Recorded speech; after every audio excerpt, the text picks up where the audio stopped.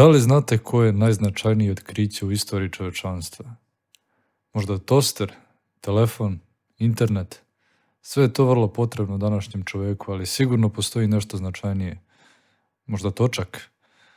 Da nije točka, danas ljudi ne bi imali čime da fleksuju. Međutim, postoji jedno još starije i značajnije otkriće bez koga ovaj svijet ne bi bio isti.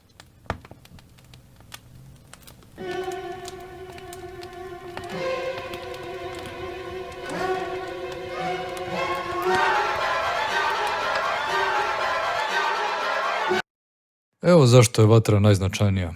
Mogu da se krećem i bez točkova, mogu da pobegnem u šumu, da živim bez telefona, interneta, ali da li mogu da preživim u toj šumi bez zečeva, veprova i kornjača i mogućnosti da adekvatno termički obradim njihovo sočno ulovljeno meso kako bi ono bilo spremno i bezbedno za konzumiranje. A realno ne mogu se jesti samo travke i bobice.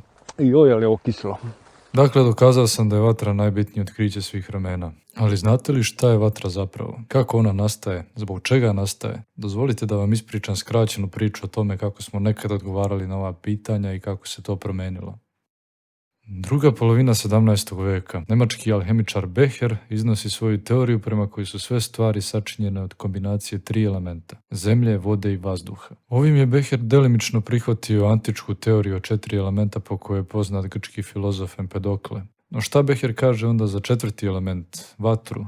Zemljani element se prema Becheru dalje deli na 3 oblika. Stvari mogu da gore zahvaljujući ovom 3. elementu, terra pinguis, i on se oslobađa kada neki predmet gori.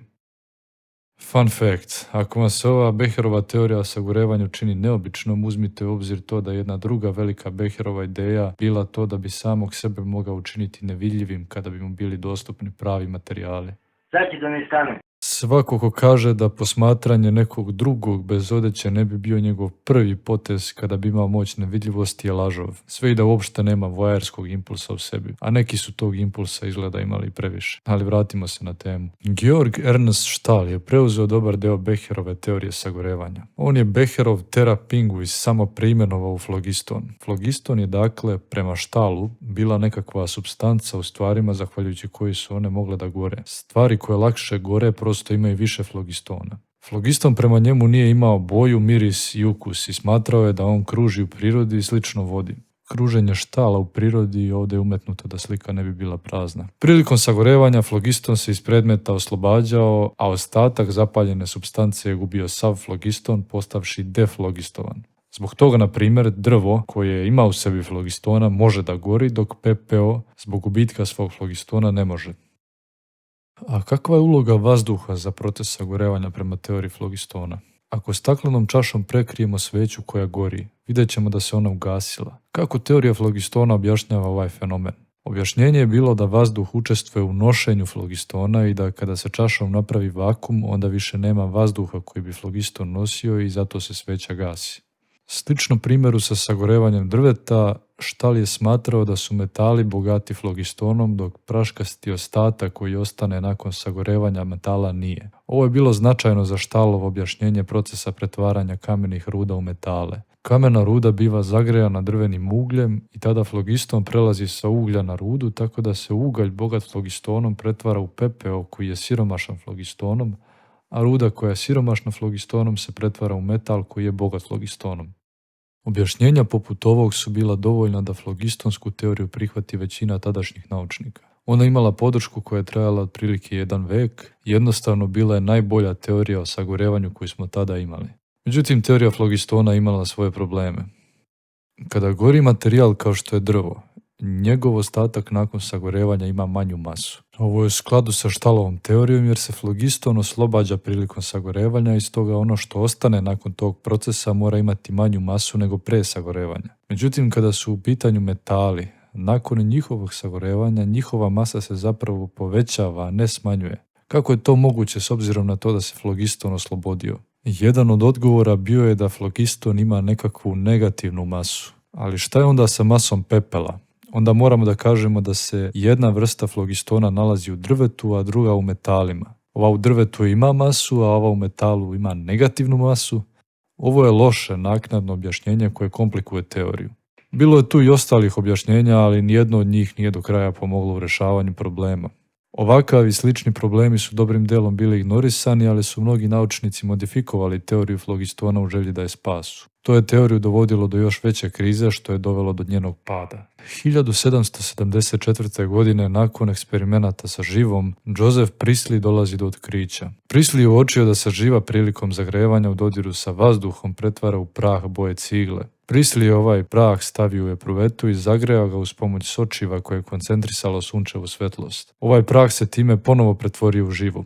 Uz to, u tom procesu prah je ispuštao jedan gas sa neobičnim svojstvima. Priestley je uočio da su stvari gorele mnogo lakše i brže u tom gasu nego u dodiru sa vazduhom. Priestley je nazvao ovaj gas deflogistovanim vazduhom, ne želeći da odbaci teoriju flogistona.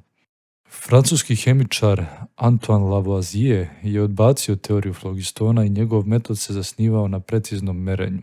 On je uočio da se nakon zagrevanja žive zapremina vode u boci na slici povećavala, a vazduh nestajao dok se postepeno na živi stvarao crveni prah. Isti prah koji je u svom eksperimentu uočio Priestley. Nakon potpunog formiranja ovog praha i merenja, prah je imao tačno za 0,23 grama veću masu od žive, a zapremina vazduha koja je nestala bila jednaka masi od 0,23 grama. U ostatku vazduha u posudi stvari nisu mogle da gore. Zatim je Lavoisier slično Priestliju zagrejao prah koji je ispustio vazduh i pretvorio se u živu. Stvari su mogle odlično da gore pod ovim vazduhom, a dobijena živa je imala tačno 0,23 grama manje mase od praha, a povećanje zapremine vazduha u boci je odgovaralo masi od 0,23 grama. Kada je Lavoisier merio ceo sistem, nakon zagrevanja sve imalo jednaku masu kao i pre zagrevanja. On je svim ovim pokazao da pretvaranje metala u prah nije bilo rezultat gubitka misterioznog flogistona, već rezultat dodavanja nečeg materijalnog što je deo vazduha. On je zaključio da vazduh nije jedan element kako se ranije mislilo, već da je sačinjen iz više elemenata.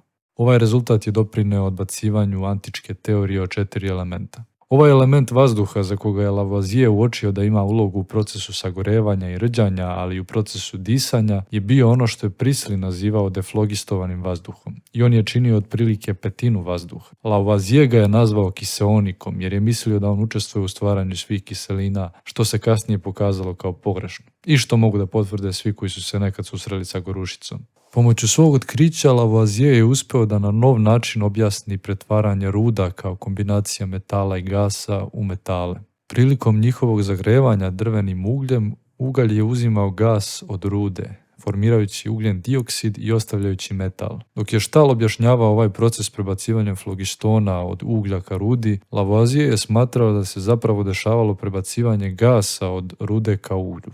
Zašto je Lavoisierovo objašnjenje bilo bolje od Stahlovog?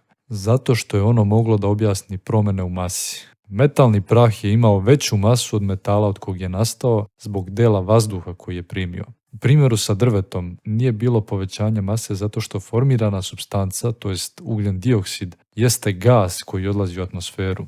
Pepeo koji ostaje prosto ima manju masu nego samo drvo. Ako bismo sagorevali drvo u zatvorenim posudama, onda bi gasovi ostali u sistemu i pokazalo bi se da bi pepeo plus vlaga koja se stvara plus ostatak vazduha zajedno imali jednaku masu prvobitnoj masi drveta i vazduha. Još jedna važna stvar koju je Lavoisier uočio je da ako se u obzir uzmu sve supstance koje učestvuju u hemijskoj reakciji i svi produkti koji se dobiju, nikad neće doći do promjene u masi. Stoga Lavoisier je smatrao da masa nikada ne može da nastane niti da se uništi, već samo da promeni oblik i pretvori se iz jedne vrste supstance u drugu. Ovaj koncept se zove zakon o držanju mase. I tako, stvari gore zahvaljujući kiseoniku, odnosno zbog reakcije oksidoredukcije između goriva i, na primjer, atmosferskog kiseonika kao oksidansa, pri čemu dolazi do ispoljavanja svetlosti, toplote i plamena. Praškasti ostatak danas zovemo oksid. Flogiston ne postoji i danas je u potpunosti odbačena teorija. Mogli ste da saznate više stvari. Kako stvari gore, kako je odbačena teorija flogistona i koje probleme i pojave je Lavoisier bolje objasnio nego Stahl, kako se merenje ispostavilo jako važnim, koji su bili prvi koraci kojima se došlo do zakona o držanju mase, koji su bili značajni koraci ka odbacivanju antičke teorije o 4 bazična elementa i kako je otkriven kiseonik. Sasvim dovoljno znanja za gledanje videa kraćeg od 10 minuta ako mene pitate. No možda ipak ne bi bilo loše da posjetite obližnju biblioteku ako vam moj pokušaj humora kao pokušaj činjenja ovakvih tema pristupačnim nije neophodan. Like, share, sub, zvonce i želim vam svima srećne nadolazeće novogodišnje i božićne praznike i dovoljno visoku saturaciju naravno. Pozdrav!